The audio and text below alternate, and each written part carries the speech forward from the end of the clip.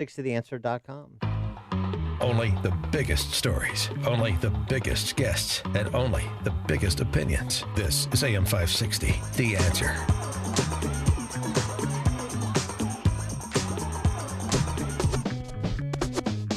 Groove is in the heart. Dan and Amy, and good morning. It's an eventful morning. It might be. House Democrats are meeting as the Democrat Socialist base of that caucus is frothing at the mouth to move forward with a formal impeachment inquiry into President Trump, and Pelosi is trying to stave them off. At least that seems to be the dynamic. Ocasio-Cortez and Omar would be two of those leading the charge. And they were also two leading the charge for the Equality Act, which has moved over to the Senate. We talked about it yesterday. We talked about it before. This would include gender identity and sexual orientation in the 1964 Civil Rights Act. So they'd write that into the 1964 Civil Rights Act. Friendly amendments from Republicans that would protect women's sports, male-female bathrooms, other religious freedom. Those were all defeated. And here's how Ocasio-Cortez, taking a little bit of time out from her battle against colonial cauliflower, to attend a Muslim advocates event at which he said this about the Equality Act and House and Senate Republicans, for that matter. Right now, there's an effort, the effort and the way that they try to oppose all progress in this country is by pitting communities against one another that have never and have no business being pitted against one another. And they did this just last Friday with the Equality Act. It was almost amusing because here we had the Republican Party that is almost entirely male, over a 200-person plus party. They've only been able to elect 13 women out of over 200 members, 200 odd members, around, give or take, depending on the minority or majority position. And they had the audacity to have one of their male members come up and try to amend it and say, advancing queer rights will hurt the women's rights movement. And we're all sitting here, the Democratic caucus, 60% queer women, people of color, immigrant. Like, how are you going to tell us what's good for us? No, that's your job. Tell everybody what's good for them. Ilhan Omar, echoing AOC's sentiments and celebrating herself and Rashida Tlaib in this way. I remember watching Mr. Khan give his speech, and I remember the occupant of the White House mocking his wife and saying, I don't know if Muslim women are allowed to speak. Little do they know they were going to get the two loudest Muslim women in the country, in Congress with the biggest mic. So as you enjoy your dates and your iftar, please rejoice in knowing that they are mortified of the fact that they had awakened these Muslim women to fight for their space here in Congress. I'm not mortified at all. I'm so happy that Omar and Tlaib and Ocasio-Cortez are in the House, are in Congress, and that they keep talking. And I don't want them ever to stop. For more on this, as well as that meat of the House Democrat caucus I mentioned, we're pleased to be joined again by our friend and United States Senator from Indiana, Mike Braun. Senator Braun, thanks for joining us. Appreciate it. Hey, good to be on, Dan. What about Ocasio-Cortez and Omar and Tlaib and the rest of them, particularly as it pertains to the Equality Act, which is coming over to the Senate, and frankly, in the House, 8 Republicans voted for it. This is serious business. I think it's the gift that keeps giving in terms of how they articulate issues. I think when it comes to our own side, let's address that first. I think we are looking at folks that believe in enterprise and freedom and family and communities, and I think it's a false argument to think that there aren't many folks among minority groups that side with those basic tenets. So there will be a struggle over time because I think we as conservatives have to make sure we do broaden the tent and embrace everyone. But let's turn back to their approach and how they articulate issues. I thought it was going to be a very, very difficult process in general to do well in 2020. Michigan, Pennsylvania, Wisconsin, by the narrowest of margins back in 16. But the economy is booming. The policies that are actually out there in place, I think, will win the day. And then you've got people like AOC and others in that party. Look at what they're talking about. You talk about transformational. It would change everything we know about what's made this country great. And I think that'll be their undoing. It's just that we as conservatives need to be willing to take the punches and then articulate back and explain why that doesn't make sense. I do it all the time, interacting with media across the spectrum. I wish more of my cohorts would do it, because that's one of the biggest things you have here as a U.S. Senator is a big microphone to get out, talk about why things are working, when most of the media, tilts the argument the other way and gives some credibility to crazy talk that we get all the time from the other side. Well, a lot of Republicans should take great pause when they see the Equality Act, and I know it passed in the House. It's heading to the Senate. How do you think the Equality Act criminalizes Christianity? Well, I think the fact that that is exactly what would happen. I think that it won't stand a chance over here. That's disappointing that we did have a few on our side that have signed on to it. And I think, again, I don't underestimate what the other side tries to do. And you got to look at the record over history. Things have definitely moved in their direction, where they throw crazy stuff out here like Medicare for all, Green New Deal, and then they start to move in that direction incrementally. And a lot of it does happen due to frustration with, on our side, of not explaining why that doesn't make sense, what kind of world it would look like if that ever gets enacted. But look at history.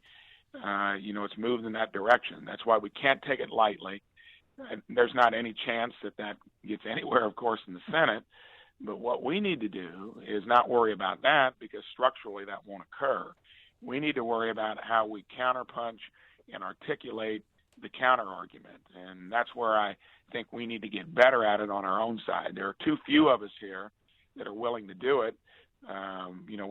We take the punches too often without articulating a better depiction of why that won't work. So House Democrats meeting this morning to discuss whether or not to move to make Jared Nadler's day for him and move forward with a formal impeachment inquiry into President Trump. Is this something, there's, a lot of punditry has suggested this is something he is inviting and he should invite because it's an overreach by Democrats. Do you subscribe to that theory? This is something he should invite? I think it's a double-edged sword. I think that politically, if that's all the Democrats have, that's evidence that they have a vacuum on the other side other than the crazy stuff they've rolled out. I don't believe it's going to be fully litigated, whether it's going to be good or bad, until we have the 2020 election. This is all still extreme heartburn over what happened in 2016. And I think they were so thoroughly disappointed when nothing came out of the Mueller report. My gut tells me, since their passion is so high, that they won't let go of this, whether the American public, again, views this as overreach, a lack of credible ideas when it comes to policy, that remains to be seen. To me, I think it's too hard to determine whether that's going to be a plus or a negative for us. What is your colleague, Senator Richard Burr, chairman of the Senate Intel Committee, what is his play to whistle Donald Trump Jr. back before that committee for more questioning? What's going on there? What should we understand about that? I've gotten to know him fairly well, and I think deep down he's trying to straddle politics and in his own mind process, and where he thinks that issue needs to be laid to rest. Many of us think that that's erring on the side of, trying to maybe do his job as chair of that committee, because almost without exception, we think that the case is closed. Leader McConnell came out and said that clearly. He yet gave Chairman Burr latitude to follow through with it. It looks like with what they did as a resolution, which is to, do a final kind of questioning behind closed doors, we'll put it to rest, because I don't think anything's going to come of it. I mean, where has any of this stuff led to something that is substantive beyond the process of doing it? So I'm not too worried about that. Well, he's already been questioned 25 plus hours. I mean, what more have you heard that needs to? What other questions need to be asked? I don't think. I think it's the process and the fact that Chairman Burr feels that his responsibility on that committee requires a final chapter. Most of us would disagree with that. Attorney General Barr is seeming to try to forge a compromise with Adam Schiff, chairman of the House Intelligence Committee. And the report is that the Justice Department is making the offer to have Schiff review materials from the Mueller report that have not been otherwise provided if Schiff backs off of this idea of throwing Barr into Jerry Nadler prison in the House. And the specific documents relate to Volume 1 of Mueller's report, which found no collusion. But, of course, Schiff wants all the details and the corroborating counter intel with respect to any linkage between the Trump campaign and Russians or the Russian government. Is this a sensible compromise in your view, if this is true, what the Justice Department is offering? Well, whatever Attorney General Barr is doing, I think he has shown throughout the entirety that he's not going to be a pushover. The fact that, we're starting the process of investigating the investigators, I was so glad that is happening, because to me, that was the genesis of how this whole thing got started. And for that to be swept under the rug, that would be another repeat of what seems to happen so often, where the other side controls the agenda and then is not accountable for some of the things along the way. So whatever's worked out in terms of Adam Schiff has lost credibility out there, because all along he's been the one that has been pushing hardest just for the sake he's a Trump hater, and he doesn't like the agenda either. So whatever happens with him, until there would be a wider array of folks kind of alongside him, I think, again, it's another chapter of just getting rid of the vestiges of what occurred with Democrats not getting over what happened in 2020.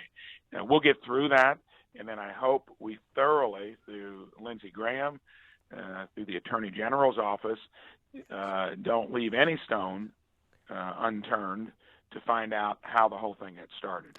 Are you going to continue to press for, at minimum, a reckoning, justice be done with respect to what we know was a crime committed by somebody in the previous administration, the unmasking of General Flynn?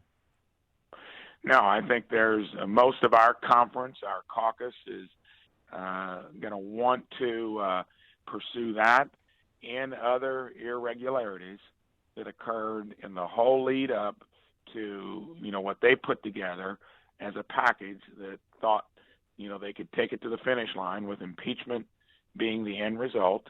It didn't happen. The Mueller report was a dud. And again, I don't think they'll let go of it until November of 2020. We're naive if we expect that that's just going to disappear.